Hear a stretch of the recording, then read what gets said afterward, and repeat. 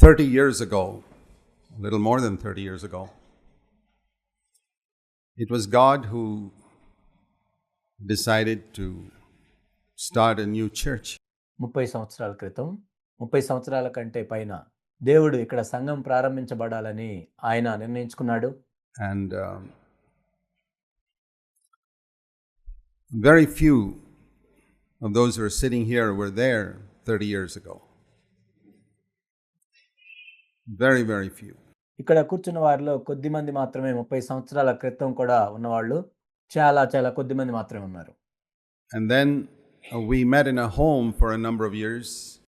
ఆ తర్వాత అనేక సంవత్సరాలు మేము మా ఇంట్లో కూడుకున్నాము. And then it was in October 1981, which is over 24 years ago, that we started meeting in this building.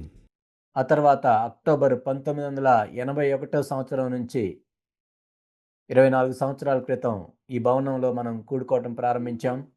One of the things that has happened to many Christian churches through the years is they go away from the vision that they had at the beginning. అనేక క్రైస్తవ సంఘాలను మనం చూసినట్లయితే ప్రారంభంలో వాళ్ళు ఏ దర్శనాన్ని కలిగి ఉన్నారో ఆ తర్వాత దాని నుండి తొలగిపోవటాన్ని మనం చూస్తూ ఉంటాం. And that's one of the things we have to be focused on, or sometimes the vision gets out of focus. దీని మీదే మనం దృష్టిని కేంద్రీకరించాలి. కొన్నిసార్లు మనం చూసినట్లయితే ఆ దర్శనం మీద ఆ ఫోకస్ లేకుండా మనం వెళ్తూ ఉంటాం. You know, like when you see something projected on a screen through a projector, it can be out of focus and then you don't see it very clearly. Screen మీద ఏదైనా చూపిస్తున్నప్పుడు ఒక్కోసారి అది ఫోకస్ సరిగా లేని కారణాన్ని బట్టి స్క్రీన్ మీద సరిగా కనపడదు. That happens to many groups. అనేక గ్రూప్స్తో ఇలానే జరిగింది. And when we think of a church having a vision, సంఘానికి దర్శనం ఉంది అని మనం చెప్తూ ఉన్నప్పుడు it's not just one or two people. ఇది కేవలం ఒకరు ఇద్దరు మనుషుల గురించి కాదు. In the Old Testament, God's people were guided by usually one person. పాత నిబంధనలో మనం చూసినట్లయితే దేవుని యొక్క ప్రజలు సాధారణంగా ఒక మనిషిని చేత నడిపించబడేవాళ్ళు. One king, you read the history in the Kings and Chronicles, if the king was godly, the nation went in a certain way. If the king was ungodly, the nation went another way. రాజుల గ్రంథము, దినవృత్తాంతముల గ్రంథంలో మనం చూస్తుంటాము, ఒక రాజు దేశాన్ని నడిపిస్తున్నట్లుగా ఆ రాజు మంచిగా ఉన్నట్లయితే ఆ దేశం మంచిగా నడుస్తుంది, ఆ రాజు చెడ్డగా ఉన్నట్లయితే ఆ దేశం కూడా చెడ్డగా నడుస్తున్నట్లుగా మనం చదువుతాం. But in the new covenant, Jesus came to give everyone the Holy Spirit who opened their hearts to him. కానీ క్రొత్త నిబంధనలో మనం చూసినట్లయితే ఎవరైతే యేసుక్రీస్తు ప్రభువారికి తన హృదయాన్ని తెరుస్తారో వారందరికీ కూడా పరిశుద్ధాత్మను అనుగ్రహించడానికి ఆయన వచ్చారు. And so the witness is not limited to one leader or one person. కాబట్టి ఇక్కడ సాక్ష్యాన్ని మనం చూసినట్లయితే ఒక నాయకుడి మీదో ఒక మనుషుని మీదో ఇది ఆధారపడి ఉండదు. So it's important that all of us who consider ourselves to be a part of this church, కాబట్టి ఈ సంఘంలో మనందరము భాగస్థులం అవ్వాలి అని ఎవరైతే అనుకుంటున్నారో వాళ్ళందరికీ కూడా ఇది ఎంతో ప్రాముఖ్యమైనది. evaluate ourselves as we begin another new year to see whether we're focused. మనము మరొక క్రొత్త సంవత్సరాన్ని ప్రారంభించబోతుండగా నిజముగా మనం అటువంటి ఫోకస్ కలిగి ఉన్నామా లేదా అని మనల్ని మనం చూసుకోవాలి. On some of the things that God spoke to us and taught us in those early days. ప్రారంభ దినాల్లో దేవుడు మనతో మాట్లాడిన విషయాలను మనము దాని ప్రకారం ఉన్నామా లేదా చూసుకోవాలి. And I believe that God kept us from having a building to meet because he was more interested in building a body and a family than a building. ప్రారంభ దినాల్లో మనం చూసినట్లయితే మనకి భవనం ఏమీ లేదు. ఎందుకు దేవుడు అలా ఉంచాడు అంటే దేవుడు ఒక కుటుంబంగా మనల్ని కట్టాలని అనుకుంటున్నాడు, కానీ కేవలం ఒక బిల్డింగ్ కలిగి ఉండటం అనేది ప్రాముఖ్యమైనది కాదు. A lot of churches are taken up with building projects and they get excited when they have their own building. అనేక సంఘాలను మనం చూసినట్లయితే వాళ్ళ బిల్డింగ్ ప్రాజెక్టులను బట్టి వాళ్ళు ఎంతో ఉత్సాహంగా ఉంటారు, వాటన్నిటి ప్రకారం వాళ్ళు వెళ్తూ ఉంటారు. I'll tell you this, I was never excited when we had this building or when we built anything more on it. నేను చెప్తున్నాను, ఈ భవనాన్ని మనం కలిగి ఉన్నామనో లేక దీని మీద ఇంకోటి ఏదో కడతామనో దాన్ని బట్టి నేను ఎప్పుడు ఉత్సాహంగా ఉండను. Because I knew it had no value before God except as a convenience to meet together. ఎందుకంటే నాకు తెలుసు దేవుని దృష్టిలో దీనికి ఎటువంటి విలువ ఉండదు. కేవలం ఇది మనందరం కలుసుకోవటానికి ఒక సౌకర్యంగా ఉంటుంది అంతే. We could just as well have met in a park or in the fields, but this is a little more convenient, that's all. కావాలంటే మనం పార్కుల్లో కలుసుకోవచ్చు, లేకపోతే పొలాల్లో కూడా కలుసుకోవచ్చు. కానీ వాటన్నిటికంటే ఇది సౌకర్యంగా ఉంటుంది అంతే. The thing that God always sees is what is the vision of the people who constitute the church. కానీ దేవుడు ఎల్లప్పుడూ చూసేది ఏంటంటే సంఘముగా ఏర్పరచబడే ఆ ప్రజల్లో వారికి ఉన్న దర్శనం ఏంటి అనేది దేవుడు చూస్తాడు. One of the things we decided, and it was just a few of us who decided that at the beginning, was the verses that we're going to put on this building. ప్రారంభంలో మేము నిర్ణయించుకుంది ఏంటంటే ఏ వచనాలు ఈ building లో మనం పెడదాము అని మేము ఆలోచిస్తున్నాం. And if you have noticed, we have 6 verses in this building. మీరు గమనించినట్లయితే ఈ భవనంలో 6 వాక్యాలు ఉన్నాయి. So I'm going to speak to you about those 6 verses. ఆ 6 వాక్యాల గురించి నేను మీతో పంచుకుంటాను. Because those 6 verses were carefully chosen to represent certain things that we placed value on right from the beginning. ఈ 6 వచనాల గురించి నేను చెప్తాను. ఈ 6 వచనాలు ఎంతో జాగ్రత్తగా మేము ఏర్పరచుకున్నాము. ఎందుకంటే ప్రారంభం నుంచి కూడా కొన్ని విషయాలకి మేము విలువిచ్చాము కాబట్టి ఆ వచనాలను మేము జాగ్రత్తగా ఎంచుకున్నాం. I don't think we had all 6 right at the beginning, but pretty soon we had all 6. ప్రారంభంలోనే 6 వచనాలు లేవు కానీ ఆ తర్వాత వెంటనే 6 వచనాలను మేము ఏర్పరచుకున్నాం. So I want to begin first with the verse that's just behind me. మొట్టమొదటిగా నా వెనుకున్న వచనాన్ని నేను చెప్తాను. Be merciful to others just as God has been merciful to you. దేవుడు మీ ఎడ్ల కనికరము చూపినట్లు మీరు ఒకరి ఎడ్ల ఒకరు కనికరము కలిగి ఉండుడి. That's where we decided we must begin.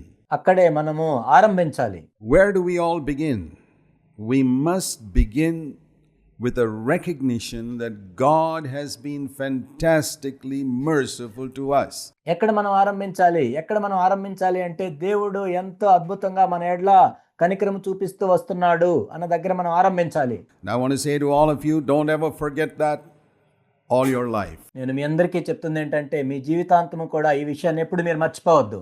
That's where we begin. That's where all gloom disappeared. అక్కడే మనందరం కూడా ఆరంభించాము. అక్కడే మన నిరుత్సాహం అంతా కూడా మాయమైపోతుంది. All the gloom is when we forget how merciful God has been to us. మన నిరుత్సాహం అంతా కూడా ఎందుకు వస్తుందంటే దేవుడు మన ఎడ్ల ఎంత కనికరం చూపించాడో మనం మర్చిపోతాము. All the hardness comes in our heart when we forget how merciful God has been to us. మన హృదయం ఎందుకు కఠినం అవుతుంటుందంటే దేవుడు మన ఎడ్ల ఎంత కనికరం చూపించాడో మనం మర్చిపోతూ ఉంటాం. We must never forget that. మనం ఎప్పుడు కూడా దాన్ని మర్చిపోకూడదు.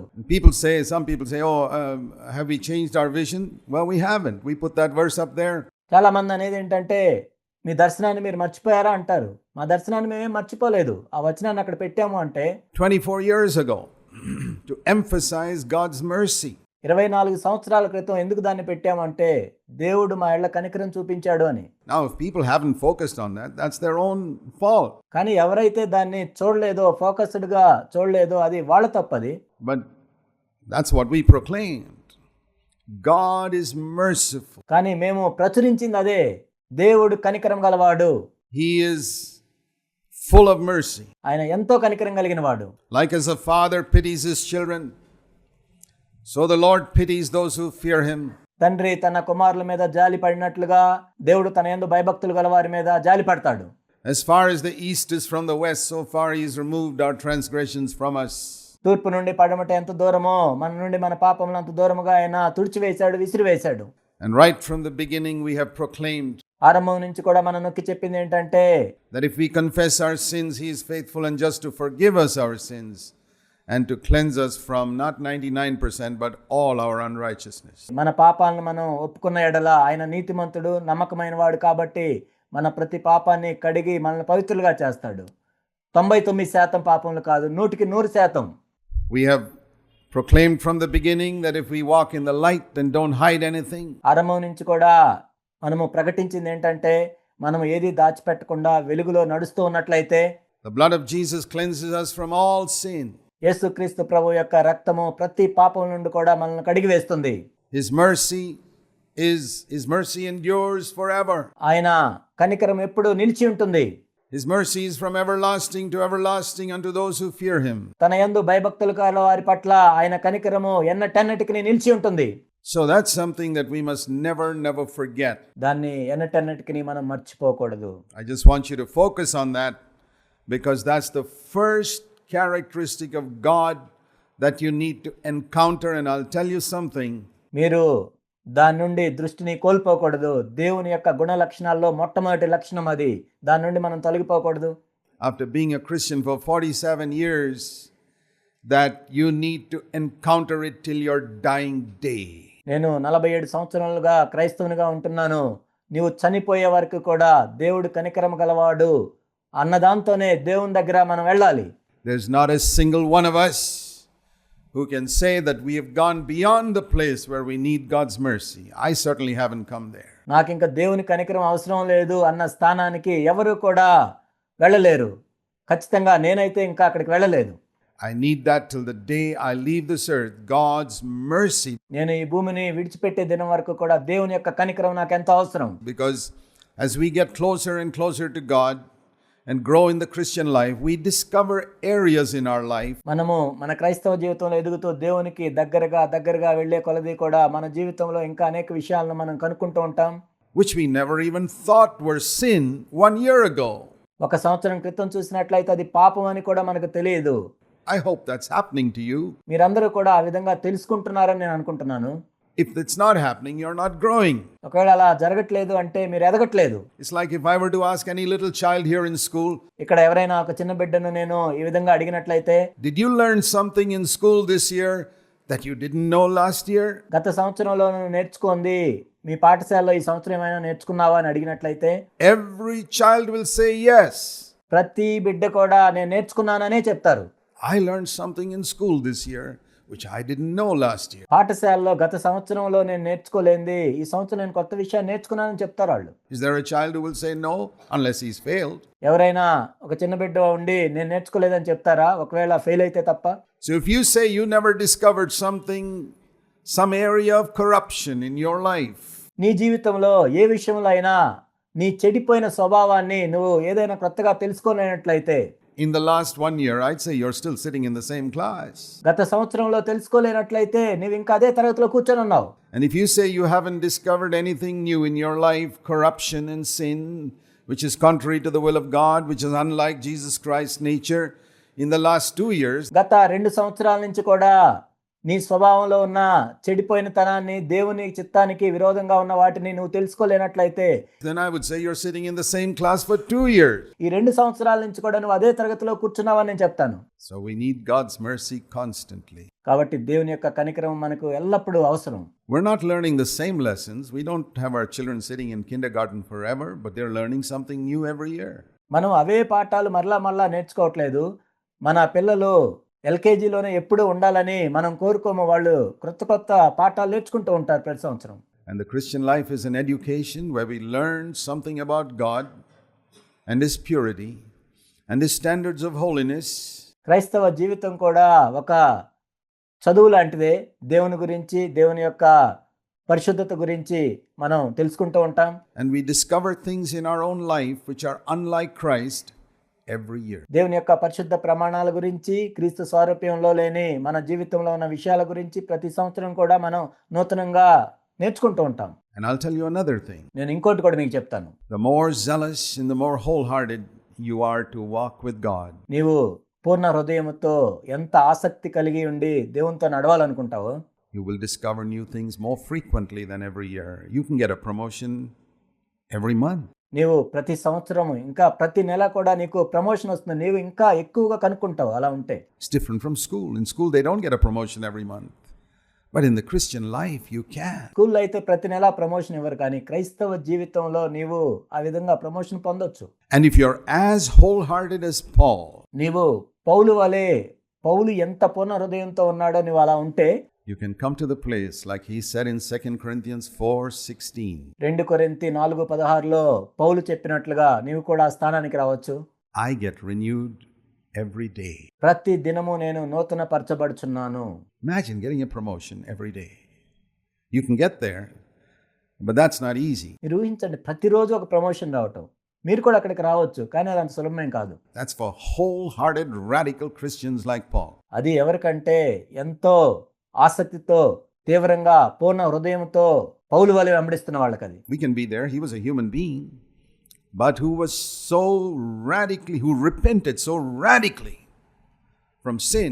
ఆయన కూడా మనుషుడే, నీవు కూడా అక్కడ ఉండొచ్చు, కానీ ఆయన ఎంతో తీవ్రంగా పశ్చాత్తాపడి మారు మనసు పొందాడు. Turned from the world so radically and lived wholeheartedly for God that he got light every day. పాపం నుండి, లోకము నుండి దేవుని వైపు తిరిగాడు, పశ్చాత్తాపడ్డాడు కాబట్టి ప్రతిరోజు నూతనంగా వెలుగును పొందాడు దేవుని దగ్గర నుంచి. I want to live like that. If there was a man on earth who could live like that, why can't you and I live like that? నేను కూడా అలా జీవించాలనుకుంటున్నాను. ఒక మనిషిగా భూమి మీద ఆయన జీవిస్తే నీవు నేను ఎందుకు ఆ విధంగా జీవించలేము? It's a question of how much we respond to God. కానీ దేవునికి మనం ఎలా ప్రతిస్పందిస్తున్నాం అన్న దాని మీద ఇది ఆధారపడి ఉంటుంది. But God is merciful. కానీ దేవుడు ఎంతో కనికరం కలిగిన వాడు. And you see, the man who lives close to God recognizes that constantly, that God's been merciful to him. ఎవరైతే దేవునికి అతి సమీపంగా జీవిస్తూ ఉన్నాడో ఆ వ్యక్తి ఎప్పుడు కూడా తెలుసుకుంటూ ఉంటాడు దేవుడు ఎంతో కనికరం కలిగిన వాడని. God's forgiving him areas, for example, supposing I discover something today in my walk where I say, hey, I never even knew that was sin. నేను ప్రభువుతో నడుస్తూ ఉన్నప్పుడు, నేను ఏదైనా కనుగొన్నప్పుడు, ఇది పాపమని నాకు తెలియలేదే అని నేను అనుకుంటాను. By sin I mean anything less than Christ-likeness. That's my definition of sin. ఇక్కడ పాపం అంటే క్రీస్తు స్వరూప్యంలో లేనిది ఏదైనా, దానికి తక్కువగా ఉన్నది ఏదైనా కానీ నేను పాపానికి ఇచ్చే నిర్వచనం. All have sinned and come short of the glory of God. That's the definition of sin. అందరూ పాపం చేసి దేవుని మహిమకు దూరంగా వెళ్ళిపోయారు, అదే పాపానికి నిర్వచనం. Coming short of the glory of God. Romans 3:23. రోమా 3:23 ప్రకారం దేవుని యొక్క మహిమకు తక్కువగా ఉన్న ప్రతిదీ కూడా పాపమే. And the glory of God is John 1:14, seen in Jesus Christ, full of grace and truth. దేవుని మహిమ ఏంటంటే యోహాను 1:14లో చెప్పబడినట్లుగా కృపా సత్య సంపూర్ణుడిగా ఆయన మన మధ్య నివసించెను. ఆయనలోనే ఉంది దేవుని మహిమ. So we can say, putting those two verses together, that the definition of sin is anything un-Christ-like. ఈ రెండు వచనాలను మనం దగ్గర పెట్టి చూసినట్లయితే పాపానికి నిర్వచనం ఏంటంటే క్రీస్తు స్వరూప్యంలో లేనిది ఏదైనా కానీ అది పాపమే. Who can say he's totally free from sin?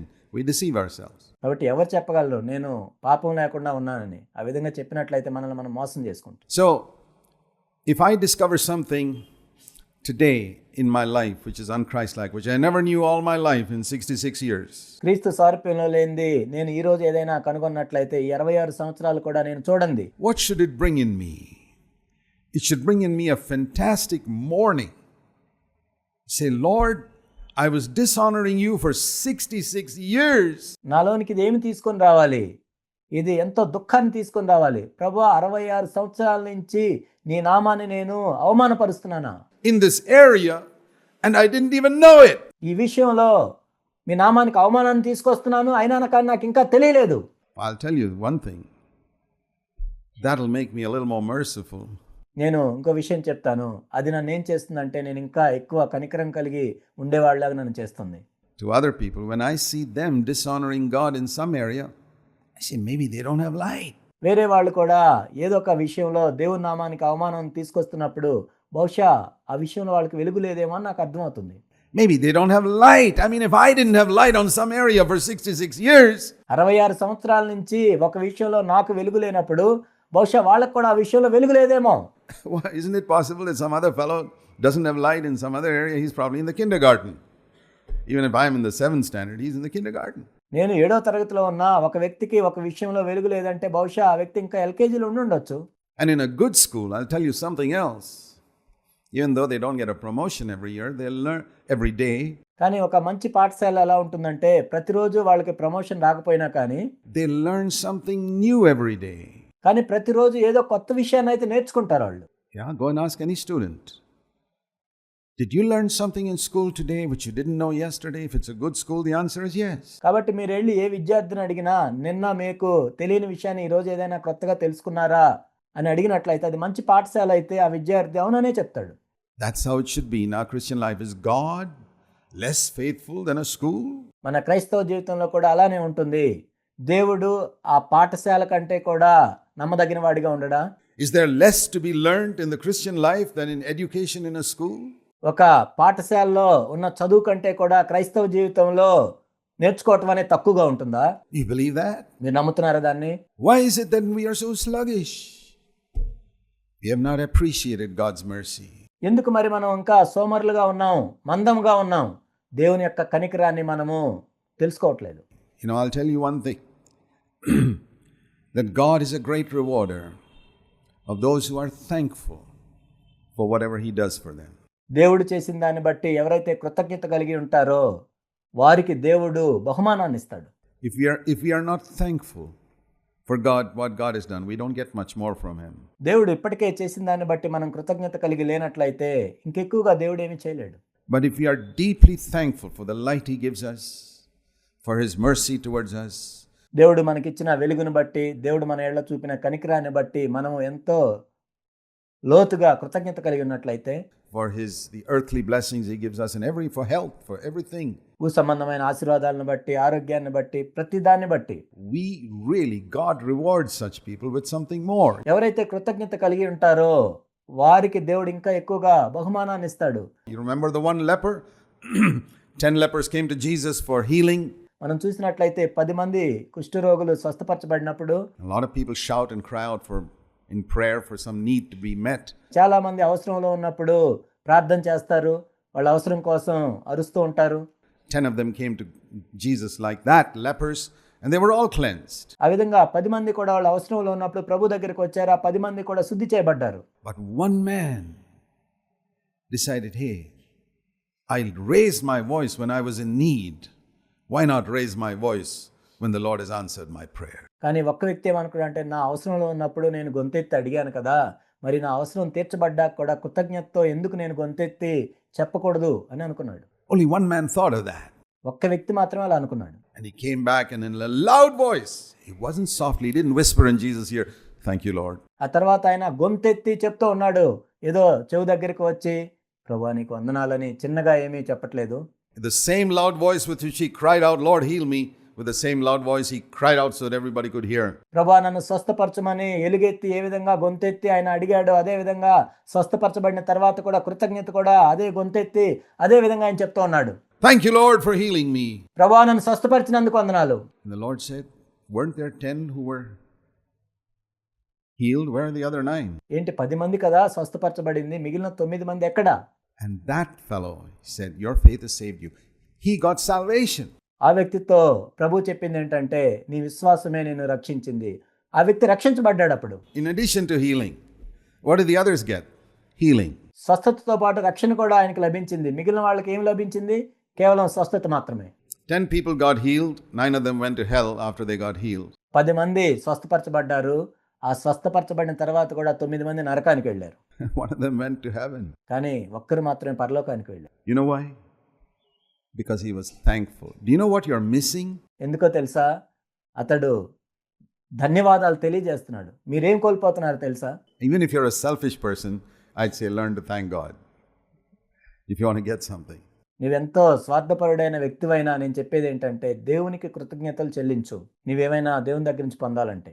I mean, even if you're doing business with God, the best thing is to do is to thank Him. You'll get something more. దేవునితో నువ్వు ఒకవేళ వ్యాపారం చేయాలనుకున్నా కానీ శ్రేష్టమైనది ఏంటంటే, నువ్వు దేవుని దగ్గర నుంచి ఎక్కువ పొందాలంటే దేవునికి ఎక్కువగా కృతజ్ఞతలు చెల్లించాలి. I mean, that's not the best reason. కానీ అది శ్రేష్టమైన కారణం కాదు. It should be gratitude that makes us thankful. But that's the reason why people don't learn something new. They're not grateful for what they've already given God. కాబట్టి కృతజ్ఞత హృదయంతో మనం ధన్యవాదాలు తెలియజేయాలి. అనేక మంది అటువంటి హృదయం కలిగి ఉండరు కాబట్టి దేవుని దగ్గర నుంచి కొత్తగా ఏమి నేర్చుకోరు. There are people who are not grateful for the church. చాలా మంది సంఘాన్ని బట్టి కృతజ్ఞతలు కలిగి ఉండరు. Where they learned so much of God. దేవుని దగ్గర నుంచి సంఘం ద్వారా వాళ్ళు ఎంతో నేర్చుకున్నారు. They are not grateful for the things that they have heard, which transformed their life. వాళ్ళు ఏదైతే విన్నారో ఆ విన్నదాన్ని బట్టి వాళ్ళ జీవితాలు కూడా మార్చబడ్డాయి. కానీ దాన్ని బట్టి కృతజ్ఞత కలిగి ఉండరు. And protect their families. Who's the loser? Not God, not me, you. వారి కుటుంబాలు దాని ద్వారా భద్రపరచబడ్డాయి. కానీ వాళ్ళు కృతజ్ఞతలు చెల్లించరు. దాని ద్వారా ఎవరు నష్టపోతారు? దేవుడు కాదు, నేను కాదు, మీరే. So, Let's first of all meditate on how merciful God has been to us, day by day by day by day. కాబట్టి మొట్టమొదట దేవుడు మన ఎళ్ళ ఎంత కనికరం కలిగి ఉన్నాడో మనము ధ్యానిద్దాము. అనుదినము ప్రతిరోజు దేవుడు ఎంత కనికరం కలిగి ఉన్నాడు మన పట్ల.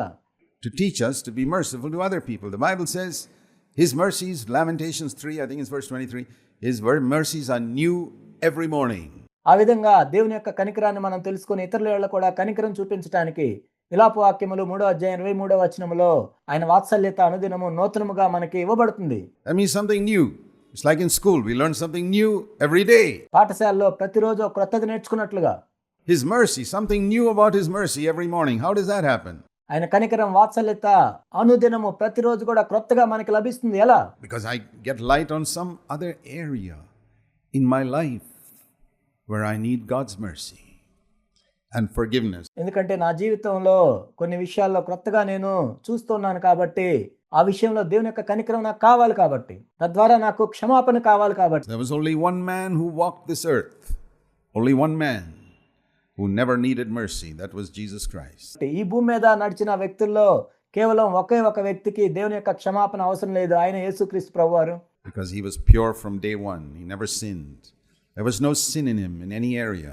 ఎందుకంటే ఆయన మొదటి రోజు నుండే ఎంతో పవిత్రంగా ఉన్నాడు. ఆయన జీవితంలో ఎటువంటి పాపం లేదు. All the rest of us, the best of us, need mercy every single day. I'd say every single moment. కాబట్టి మిగిలిన మనందరికీ కూడా మనం ఎంత శ్రేష్ఠమైనప్పటికీ కూడా ప్రతిరోజు ప్రతి క్షణము కూడా మనకి దేవుని యొక్క కనికరం కావాలి. Don't ever forget that, brothers. The reason why we put that verse right up at the back is because I discovered through the years of observing Christendom. సహోదరులారా, దీన్ని ఎప్పుడు కూడా మర్చిపోవద్దు. మన వెనకే ఎందుకు దాన్ని పెట్టామంటే అనేక సంవత్సరాల నుంచి క్రైస్తవ్యాన్ని నేను గమనిస్తూ ఉన్నాను. Please listen. దయచేసి వినండి. That the hardest, most self-righteous of all the believers on the face of the earth I had met, ఈ భూమి మీద నేను కలిసిన విశ్వాసుల్లో కల్లా కఠినంగా స్వనీతి పరులుగా ఉన్న క్రైస్తవులు ఎవరంటే were those who pursued holiness. ఎవరైతే పరిశుద్ధతని వెంబడించడానికి ప్రయత్నం చేస్తున్నారో వాళ్ళే. Not the worldly Christians. లోకానుసారులైన క్రైస్తవులు కాదు. Worldly Christians were very merciful to others because they themselves are so worldly and sinful. It's not difficult. లోకానుసారులైన క్రైస్తవులు ఇతరులు ఎంతో కనికరం చూపిస్తారు. ఎందుకంటే వాళ్ళే లోకానుసారులుగా ఉంటారు, పాపంలో జీవిస్తుంటారు కాబట్టి వాళ్ళకి అదేం కష్టం కాదు. They see some guy living in sin, they say, that's okay. Because they themselves live like that. ఎవరైనా పాపంలో జీవిస్తున్నట్లయితే అది పర్వాలేదులే అనుకుంటారు, ఎందుకంటే వీళ్ళు కూడా పాపంలో జీవిస్తుంటారు. But the hardest and the most self-righteous were those who preached holiness and who pursued holiness. కానీ కఠినంగా స్వనీతి పరులుగా ఎవరుంటారంటే ఎవరైతే పరిశుద్ధత గురించి బోధిస్తూ ఉంటారో, ఎవరైతే పరిశుద్ధతను వెంబడిస్తూ ఉంటారో వాళ్ళే ఉంటారు. I saw that in individuals. I saw that in churches. నేను వ్యక్తులుగా చూశాను, సంఘములుగా కూడా దీన్ని చూశాను. And I thought, hey, we preach holiness. We pursue holiness. We need a constant warning at the back of the pulpit. అప్పుడు నేనేం ఆలోచించానంటే మనం కూడా పరిశుద్ధత గురించి బోధిస్తూ ఉన్నాం, మనం కూడా పరిశుద్ధతను వెంబడిస్తూ ఉన్నాం కాబట్టి ఎల్లప్పుడూ కూడా మనం జ్ఞాపకం ఉంచుకోవాలి. కాబట్టి మన పుల్పిట్ మీద వెనక కనికరము కలిగి ఉండుడి అని పెట్టాలి అని అనుకున్నాను. Be merciful to others as God has been merciful to us. దేవుడు మన ఎడల కనికరం చూపినట్లుగా ఇతరుల ఎడల కనికరం చూపుము. That's the only thing that will save us from self-righteousness, from being hard on others, from being judgmental. స్వనీతి నుంచి ఇతరుల ఎడల కఠినంగా ఉండటం గురించి తీర్పు తీర్చడం గురించి అది మాత్రమే మనల్ని రక్షిస్తుంది. Critical, finding fault, blaming others, all the wretched, demonic. వేరే వాళ్ళ ఎడల నేరారోపణ చేయటము, వాళ్ళ మీద ఫిర్యాదులు చేయటము, ఇవన్నీ దౌర్భాగ్యమైన సాతానుకు సంబంధించినవన్నీ కూడా Nature that we got from Adam, our forefather, we can begin to be free from all of that if we start with mercy. మన పూర్వీకుడైన ఆదాము నుంచి మనం సంతరించుకున్న ఆ స్వభావం అంతటి నుంచి మనం విడుదల పొందటానికి ప్రారంభించవచ్చు ఎప్పుడైతే దేవుని యొక్క కనికరాన్ని మనం చూస్తామో. Towards all people, be merciful to your wife to begin with. ఇతరుల ఎడల మనం కనికరం కలిగి ఉండాలి. మొట్టమొదటిగా నీ భార్య పట్ల నువ్వు కనికరం చూపిస్తూ ప్రారంభించాలి. when she does wrong things at home. ఇంట్లో తను ఏదైనా పొరపాట్లు చేసినప్పుడు కనికరం చూపించాలి. Be merciful to your husband. నీ భర్త పట్ల నీవు కనికరం చూపించాలి. When he does wrong things at home. నీ భర్త ఇంట్లో ఏమైనా పొరపాట్లు చేసినప్పుడు నీ భర్త పట్ల నీవు కనికరం చూపించాలి. Unless God has not shown any mercy to you. ఒకవేళ దేవుడే నీ పట్ల కనికరం చూపించకపోతే తప్ప. Be merciful to your children when they do stupid things. They are growing up. మీ పిల్లలు ఏదైనా బుద్ధిహీనమైన పనులు చేసినప్పుడు వాళ్ళ ఏళ్ళ కనికరం చూపించండి. వాళ్ళు ఎదుగుతున్నారు కదా. Be merciful to your parents. మీ తల్లిదండ్రుల పట్ల కనికరం కలిగి ఉండండి. When they make mistakes. వాళ్ళు తప్పులు చేసినప్పుడు. I've been a parent many years and I tell you, we parents make a lot of mistakes. ఒక తండ్రిగా నేను చెప్తున్నాను, తల్లిదండ్రులుగా మనం కూడా అనేక తప్పులు చేస్తూ ఉంటాం. I've been a parent more than almost all of you here and I'll tell you we make a lot of mistakes. మీ అందరికంటే కూడా ఎక్కువ కాలం నుంచే ఒక తండ్రిగా నేను ఉన్నాను. కాబట్టి మనం కూడా ఎన్నో తప్పులు చేస్తాం తల్లిదండ్రులుగా. I want my children to be merciful to me. I want my wife to be merciful to me. I made lots of mistakes as a husband. నా పిల్లలు నా ఏళ్ళ కనికరం కలిగి ఉండాలని నేను అనుకుంటున్నాను. నా భార్య కూడా నా ఏళ్ళ కనికరం చూపించాలని అనుకుంటున్నాను. ఎందుకంటే నేను ఎన్నో తప్పులు చేస్తాను. I want my brothers in the church to be merciful to me because I've made a lot of mistakes as an elder. సంఘంలో ఉన్న సహోదరులు కూడా నా ఏళ్ళ కనికరం చూపించాలని అనుకుంటున్నాను. ఎందుకంటే ఒక సంఘ పెద్దగా నేను ఎన్నో తప్పులు చేశాను. Sure. Show me a man. The only one who never makes mistakes is God. ఖచ్చితంగా నేను చేశాను. దేవుడు తప్ప ఎవరు కూడా తప్పు చేయకుండా ఏ మనిషి కూడా ఉండలేడు. So the only one who never needs to admit that he's made mistakes is God. నేను తప్పు చేశాను అని ఒప్పుకోవాల్సిన అవసరం లేని వ్యక్తి దేవుడు మాత్రమే. But I'll tell you another thing. Please listen carefully. నేను ఇంకో విషయం కూడా చెప్తాను, జాగ్రత్తగా వినండి. The people I have found on the face of the earth, including our churches. ఈ భూమి మీద నేను కనుగొన్న మనుషుల్ని చూసినట్లయితే మన సంఘాలతో కూడా కలిపి నేను చెప్తున్నాను. Who are so unwilling to acknowledge that they made a mistake are the elder brothers in our churches. మేము తప్పు చేశాము అని ఒప్పుకోని వాళ్ళు ఎవరంటే మన సంఘాల్లో ఉన్న సంఘ పెద్దలే. Very difficult for them to immediately say, that was my mistake. వెంటనే ఇది మేము తప్పు చేశాము అని చెప్పడం వాళ్ళకి ఎంతో కష్టం. There is 101 justifications in elder brothers because they are supposed to be holy. ఎందుకంటే వాళ్ళు 101 కారణాలను వెతుక్కుంటారు వాళ్ళు సమర్థించుకోవటానికి. ఎందుకంటే మేము సంఘ పెద్దలం, మేము పరిశుద్ధులం అని వాళ్ళు అనుకుంటారు. Self-righteous snobs and Pharisees. స్వనీతిపరులు, పరిసయ్యులు. And the longer you have been in this church, it's probably more likely that you will find it very difficult to admit, brother, I'm sorry, that was my mistake. ఈ సంఘంలో నువ్వు ఇంకా ఎక్కువ కాలం నుంచి ఉంటూ ఉన్నట్లయితే, సహోదరుడు నేను తప్పు చేశానని ఒప్పుకోవటం ఇంకా ఎంతో కష్టం అది. Think of when was the last time those words ever came out of your mouth. I'm sorry, that was my mistake. మీరు ఒక్కసారి జ్ఞాపకం తెచ్చుకోండి, ఇది నేను తప్పు చేశాను అని నువ్వు చెప్పిన మాటలు ఎప్పుడు చెప్పావు చివరిసారిగా? To your wife, to a brother, to a sister. నీ భార్యకి కానీ, సహోదరుడికి కానీ, సహోదరికి కానీ. And then you will know what I'm saying is right. నేను చెప్పేది సరే అయిందని మీకు అప్పుడు అర్థమవుతుంది. How your pursuit of holiness has made you a Pharisee and not like Jesus Christ. నీవు పరిశుద్ధతను వెంబడిస్తున్నప్పుడు యేసుక్రీస్తు ప్రభువారి వలె కాకుండా పరిసయ్యుని వలె నిన్ను ఏ విధంగా మార్చిందో నీకు అర్థమవుతుంది. You haven't understood mercy. And I'll tell you, you've been a tremendous loser all these years because you haven't grown. నీకు దేవుని యొక్క కనికరం అర్థం కాలేదు కాబట్టి ఇన్ని సంవత్సరాలు కూడా నువ్వెంతో కోల్పోయావు. నీవు దేవునిలో ఎదగలేదు. We grow when we learn to be merciful, when we appreciate God's mercy. మనము కనికరం చూపించటం నేర్చుకున్నప్పుడే మనం ఎదుగుతాము. దేవుని యొక్క కనికరాన్ని మనం అర్థం చేసుకున్నప్పుడే. Okay, I've got to rush. I wish I could take 6 Sundays on this. నేను వేరే కూడా చెప్పాలి. ఒక 6 ఆదివారాలు దీని గురించే మాట్లాడొచ్చు నేను. But the second verse we have right at the back there is if you fear God, you need fear nothing else. రెండవ వచనం ఏంటంటే నీవు దేవునికి భయపడినట్లయితే మరెవరికి భయపడనక్కర్లేదు.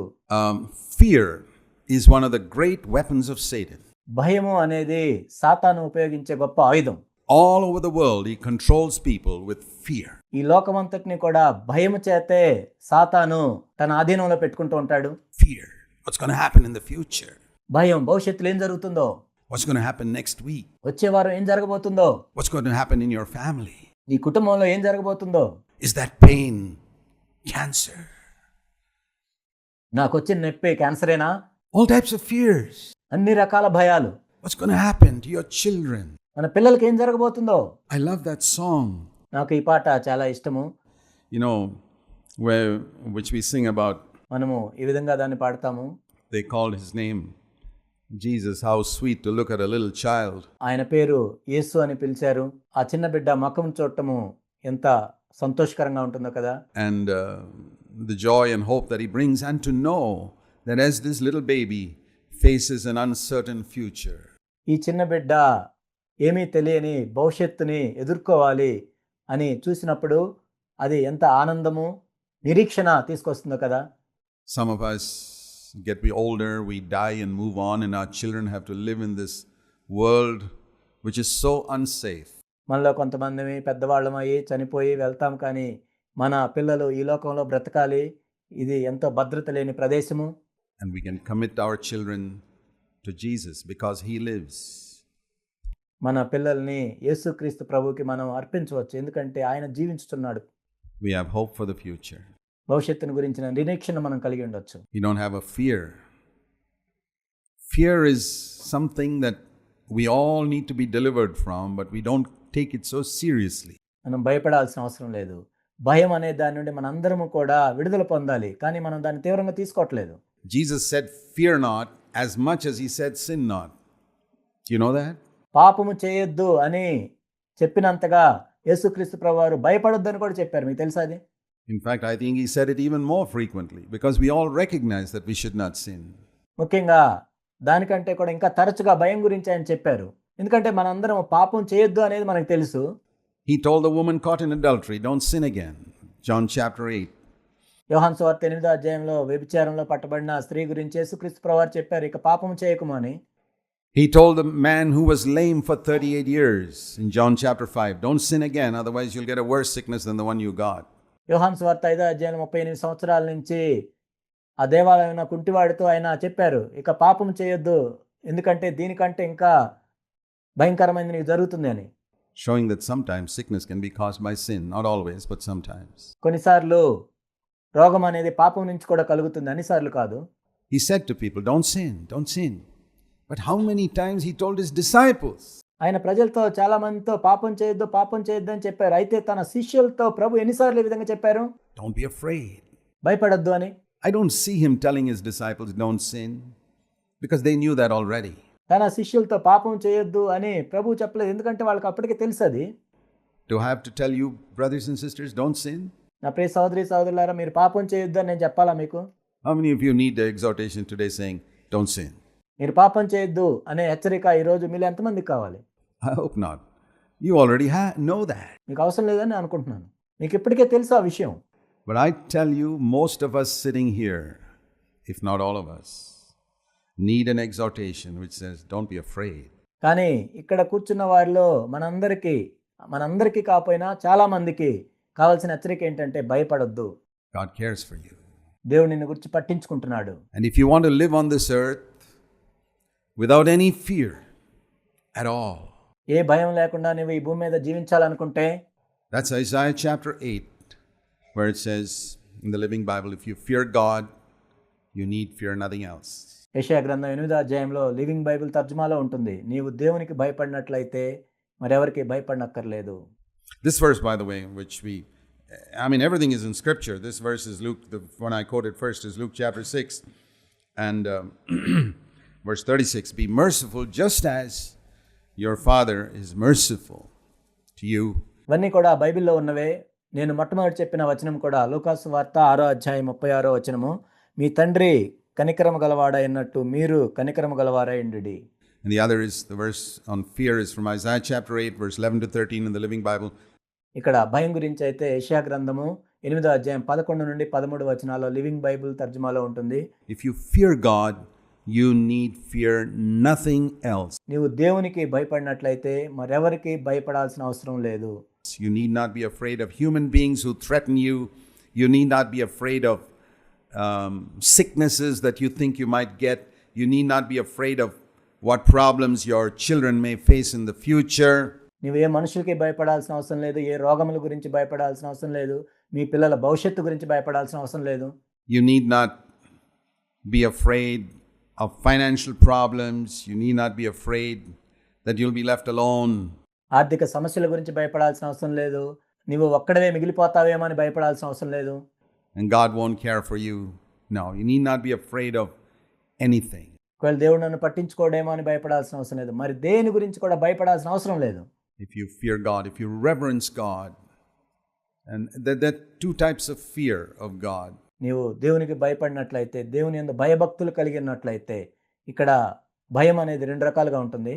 I think in the Old Testament they feared God like a policeman or a judge. పాత నిబంధనలో మనం చూసినట్లయితే వాళ్ళు దేవుణ్ణి చూసి ఒక పోలీస్ వలె లేక ఒక జడ్జి వలె చూసి భయపడేవాళ్ళు.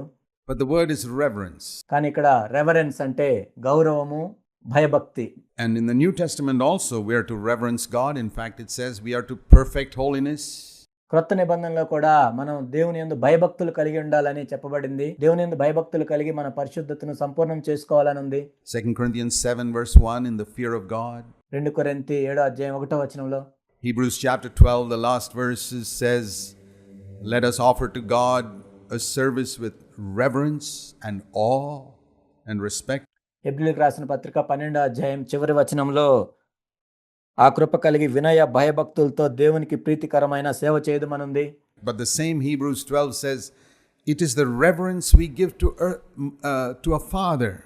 అదే హెబ్రీయులకు రాసిన పత్రిక 12 ఒక తండ్రి వలె మనం భయభక్తులు కలిగి ఉండాలి అని కూడా ఉంది. It says in the earlier part of Hebrews 12, we reverenced, respected our earthly fathers. హెబ్రీయులకు రాసిన పత్రిక 12 మొదటి భాగంలో ఉంది, ఈ భూ సంబంధమైన తల్లిదండ్రుల యందు కూడా మనం భయభక్తులు కలిగి ఉన్నాము అని చెప్పబడింది. Who disciplined us. How much more we should respect and reverence God. And so ఈ భూమి మీద వారు మనల్ని శిక్షించారు. అయితే మరి దేవునికి మరి ఎంత ఎక్కువగా భయభక్తులు కలిగి ఉండాలో కదా మనం. From that verse I get this conclusion. Why does a fear come into my heart sometime? ఆ వచనం నుంచి నేను దీన్ని అర్థం చేసుకున్నాను. అదేంటంటే నా హృదయంలోనికి భయం అనేది అసలు ఎందుకు వస్తుంది?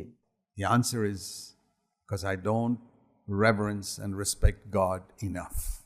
దానికి జవాబు ఏంటంటే దేవుని యందు నేను తగినంతగా భయభక్తులు కలిగి ఉండట్లేదు. Because if you did respect and reverence God enough, you'd have no fear at all. ఒకవేళ దేవుని పట్లే నీకు అంత భయభక్తులు కలిగి ఉన్నట్లయితే నీవు మరి దేనికి భయపడాల్సిన అవసరం లేదు కదా. You'd be completely free from fear. నీకు అసలు ఎటువంటి భయం లేకుండా విడుదల పొందొచ్చు. You know, your reverence and respect for God goes up and up and up and up and up and up and up. దేవుని పట్ల నీ భయభక్తులు అనేది పెరుగుతూ పెరుగుతూ పెరుగుతూ వెళ్తూ ఉన్నట్లయితే, and your freedom from fear goes up and up and up and up. భయం నుండి విడుదల పొందటం కూడా పైకి ఆ విధంగా వెళ్తూ ఉంటుంది. Your respect for God goes down and your fear increases. Remember that. నీకు దేవుని యందు భయభక్తులు తగ్గుతూ ఉన్నట్లయితే నీ భయం కూడా పెరుగుతూ ఉంటుంది, గుర్తుంచుకోండి. And I know many believers who respected and reverenced God a lot when they started out their Christian life. నాకు తెలిసి అనేక మంది విశ్వాసులు వారి క్రైస్తవ జీవితాలు ప్రారంభించినప్పుడు దేవుని యందు ఎంతో భయభక్తులు కలిగి ఉన్నవాళ్ళు వాళ్ళు. And one would think after 15, 20, 30 years their respect for God should be more, but it isn't. కానీ ఒకరు ఏమనుకుంటారంటే 15, 20, 30 సంవత్సరాల తర్వాత దేవుని యందు భయభక్తులు వాళ్ళకి ఇంకా పెరుగుతాయి అనుకుంటాం, కానీ అలా జరగటం లేదు. They have backslidden. వాళ్ళు వెనక్కి దిగజారిపోయారు. They have started respecting God less. I mean, you ask yourself, దేవుని యందు భయభక్తులు అనేవి తగ్గిపోయాయి. నిన్ను నువ్వు ప్రశ్నించుకో. are there sins you're defeated by today? ఈరోజు ఏవైనా పాపాలలో నువ్వు ఓడిపోతున్నావా? Which you fought more wholeheartedly when you were first born again? నీవు క్రొత్తగా తిరిగి జన్మించినప్పుడు నీవు వాటికి విరోధంగా ఎంతో యుద్ధం చేశావు. You're radical against certain sins when you were born again, but you sort of compromised. నువ్వు తిరిగి జన్మించినప్పుడు ఎంతో తీవ్రంగా వాటికి విరోధంగా నీవు పోరాటం చేశావు, కానీ ఇప్పుడైతే రాజీ పడ్డావు. Like because you see the other believers around you compromising, that's because your reverence for God came down. ఎందుకంటే నీ చుట్టుపక్కల ఉన్న విశ్వాసులు కూడా అదే విధంగా రాజీ పడుతున్నారు కాబట్టి ఆ విధంగా దేవుని యందు భయభక్తులు అనేవి నీ జీవితంలో తగ్గుతూ వస్తున్నాయి. And that's a law. Then of course fear will increase in your life. కానీ అది నియమము. ఆ విధంగా దేవుని యందు భయభక్తులు తగ్గుతూ ఉన్నట్లయితే భయం అనేది పెరుగుతూ ఉంటుంది. So if you fear God, you need fear nothing else. కాబట్టి నీవు దేవునికి భయపడినట్లయితే మరి దేనికి భయపడాల్సిన అవసరం లేదు. The reverse is also true. That if I don't fear God, then of course I need to fear a lot of things in the world. దానికి వ్యతిరేకమైనది కూడా నిజమే. నేను దేవునికి భయపడకుండా ఉన్నట్లయితే అనేక విషయాల గురించి నేను భయపడాల్సి వస్తుంది.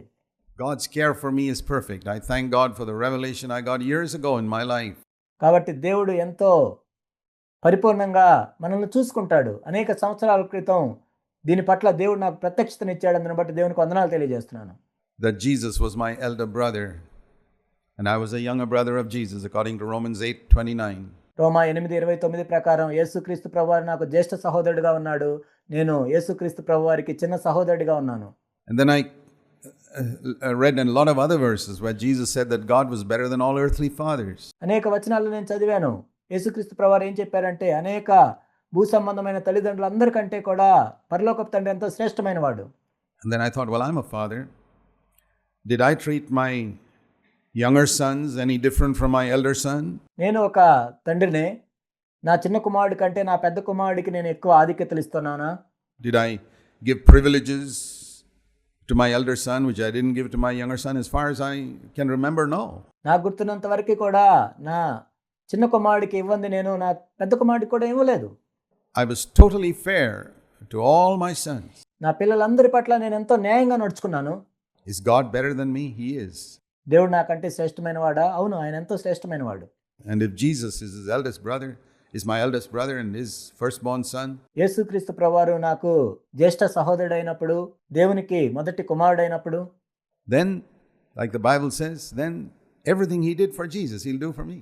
కాబట్టి బైబిల్ ఏం తెలియజేస్తుందంటే యేసుక్రీస్తు ప్రభు కోసం దేవుడు ఏం చేశాడు అవన్నీ కూడా దేవుడు నాకు చేస్తాడు.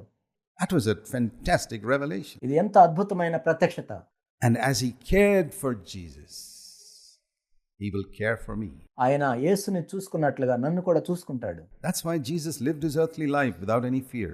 అందుకే యేసుక్రీస్తు ప్రభువారు ఈ భూమి మీద ఎటువంటి భయం లేకుండా జీవించాడు. He was tempted just like us. If you ask me this question, was Jesus tempted by fear? ఆయన మన వలె శోధించబడ్డాడు. ఒకవేళ మీరు నన్ను ఈ ప్రశ్న అడిగినట్లయితే యేసుక్రీస్తు ప్రభువారు కూడా భయాన్ని బట్టి శోధించబడ్డాడా? What's the answer? ఏంటి దానికి జవాబు? Well, one person is sure. I don't know about the others. ఒకరైతే ఖచ్చితంగా చెప్పారు, మిగిలిన వారి సంగతి నాకు తెలియదు. The answer to that is, are you tempted by fear? దానికి జవాబు ఏంటంటే మరి భయాన్ని బట్టి నువ్వు శోధించబడ్డావు ఎప్పుడైనా? Let's answer that one. Are you tempted by fear? That's it's true. మీరు భయాన్ని బట్టి శోధించబడ్డారు, దానికి జవాబు చెప్పండి. అందరూ శోధించబడ్డారు, నిజం. Was Jesus tempted like you and me or not? యేసుక్రీస్తు ప్రభువారు మరి నీలాగా నాలాగా శోధించబడ్డాడా లేదా? I have no problem believing he was tempted by fear. Was Jesus tempted by the love of money? యేసుక్రీస్తు ప్రభువారు భయాన్ని బట్టి శోధించబడ్డారని నమ్మటానికి నాకేం సమస్య లేదు. యేసుక్రీస్తు ప్రభువారు ధనాన్ని ప్రేమించే విషయంలో శోధించబడ్డారా? You know the answer. Were you tempted by the love of money? మీకు తెలుసు జవాబు. ఎందుకంటే మీరు శోధించబడ్డారా లేదా మీకు తెలుసు ధనాన్ని బట్టి. You take anything. If you believe Hebrews 4:15 that he was tempted exactly like me. హెబ్రీయులకు రాసిన పత్రిక 4:15 ప్రకారం ఆయన మన వలె అన్ని విషయాల్లో శోధించబడ్డాడు అని మీరు నమ్మినట్లయితే, But he never got afraid. But he never loved money. కానీ ఆయన ఎప్పుడు భయపడలేదు, ఆయన ఎప్పుడు ధనాన్ని ప్రేమించలేదు. Every single temptation that's ever come to you in your life, that will ever come to you, came to him, but he overcame. And he said, follow me. నీ జీవితంలో వచ్చిన ప్రతి శోధన, రాబోయే ప్రతి శోధన కూడా వాటన్నిటి కూడా ఆయన వెళ్ళాడు కాబట్టి వాటిని ఆయన జయించి నన్ను వెంబడించడని చెప్పాడు. And the reason was he reverenced his father. దానికి కారణం ఏంటంటే ఆయన తన తండ్రి యందు భయభక్తులు కలిగి ఉన్నాడు కాబట్టి. Hebrews 5:9 says his prayers were heard not because he was a son, but because he respected his father. హెబ్రీయులకు రాసిన పత్రిక 5:7 ప్రకారం ఆయన ప్రార్థనలు ఆలకించబడ్డాయి. ఆయన కుమారుడని కాదు, దేవుని యందు భయభక్తులు కలిగి ఉన్నందున. Some believers' prayers are not heard because they don't respect their father. కొంతమంది విశ్వాసుల ప్రార్థనలు అంగీకరించబడవు ఎందుకంటే వాళ్ళ తండ్రి పట్ల వాళ్ళు భయభక్తులు కలిగి లేరు. So it's not the fear of some judge or magistrate or policeman. No, God is not that to me. దేవుడు ఏదో ఒక పోలీస్ లాగా వ్యవహరిస్తాడేమో, ఒక జడ్జి లాగా, మ్యాజిస్ట్రేట్ లాగా వ్యవహరిస్తాడేమో అని కాదు. దేవుడు అలా లేడు నాకు. Maybe he was like that in the Old Covenant. బహుశా పాత నిబంధనలు అలా ఉండుండొచ్చు. But now I have a father. Jesus said in the day of resurrection, he said something unique. కానీ ఇప్పుడు ఆయన నాకు తండ్రిగా ఉన్నాడు. యేసుక్రీస్తు ప్రభువారు పునరుద్ధరణ అయిన తర్వాత ఒక ప్రత్యేకమైన విషయాన్ని ఆయన చెప్పారు. Which he never said before in all his life on earth. ఇంతకుముందు ఆయన జీవితంలో, ఆయన భూమి మీద ఉన్నప్పుడు ఎప్పుడు కూడా ఆ విషయాన్ని చెప్పలేదు. He told Mary Magdalene, go and tell my brothers. ఆయన మగ్దలేని మరియతో ఈ విధంగా అన్నాడు, నీవు వెళ్ళి నా సహోదరులతో ఈ విధంగా చెప్పుము. Till then, he had called them my servants and even went as far as saying my friends. అప్పటిదాకా మీరు నా సేవకులని పిలిచాడు, ఇంకా ముందుకు వెళ్ళి నా స్నేహితులని కూడా పిలిచారు. But he never said my brothers. He couldn't say that. నా సహోదరులని ఎప్పుడు చెప్పలేదు, అలా చెప్పడానికి అవకాశం కూడా లేదు. He was very exact in his speech. But on the day of his resurrection, he could at last say what he always wanted to say. ఆయన మాటల్లో ఎంతో ఆయన ఖచ్చితంగా ఉన్నాడు, కానీ ఆయన ఎప్పుడు చెప్పాలనుకున్న మాటలు ఆ పునరుద్ధారణ అయిన తర్వాత చెప్పాడు. My brothers, నా సహోదరులు, that I am going to my father and your father. నేను నా తండ్రి వద్దకును మీ తండ్రి వద్దకు వెళ్తున్నాను. Never did he use that expression, my father and your father. It was always my father. ఆయన ఇంతకు ముందు ఎప్పుడు కూడా ఈ విధంగా మాట్లాడలేదు. ఆయన ఎప్పుడు కూడా నా తండ్రి అని మాత్రమే పిలిచేవాడు. Or in some other sentence, your father. But now he combined it. కొన్ని చోట్ల అయితే మీ తండ్రి అని పిలిచేవాడు, కానీ ఇప్పుడైతే రెండింటిని కలిపాడు. My father and your father. నా తండ్రి మీ తండ్రి. Tell my brothers that I am risen. నా సహోదరులకు వెళ్ళి తెలియజేయము, నేను తిరిగి లేచానని. Have you heard that? Have you heard that message? మీరు విన్నారా? ఆ వర్తమానాన్ని మీరు విన్నారా? And God picked one of the worst sinners in Israel to proclaim it, so that people don't think only holy people can proclaim it. Mary Magdalene. దాన్ని ప్రచారం చేయడానికి ఇశ్రాయేల్లో ఉన్న ఎంతో దౌర్భాగ్యమైన ఒక పాపాత్మురాల్ని దేవుడు ఏర్పరచుకొని దాన్ని ప్రకటించాడు. ఎందుకంటే అలాంటివి ప్రకటించాలంటే పరిశుద్ధులే ఉండాలని ఎవరు అనుకోకుండా. Great. I'm tremendously encouraged by that. ఎంతో అద్భుతం అది. నేను నిజంగా ఎంతగానో ప్రోత్సహించబడ్డాను దాన్ని బట్టి. So if you reverence God, we need not fear. God wants us to live on earth without fear. మనం దేవుని యందు భయభక్తులు కలిగి ఉన్నట్లయితే మరి దేనికి మనం భయపడాల్సిన అవసరం లేదు. ఆ విధంగా ఈ భూమి మీద మనం జీవించాలని దేవుడు కోరుకుంటున్నాడు, భయపడకుండా. Because we believe that He cares for us. ఎందుకంటే ఆయన మనల్ని గురించి పట్టించుకుంటున్నాడని మనం నమ్ముతున్నాం కాబట్టి.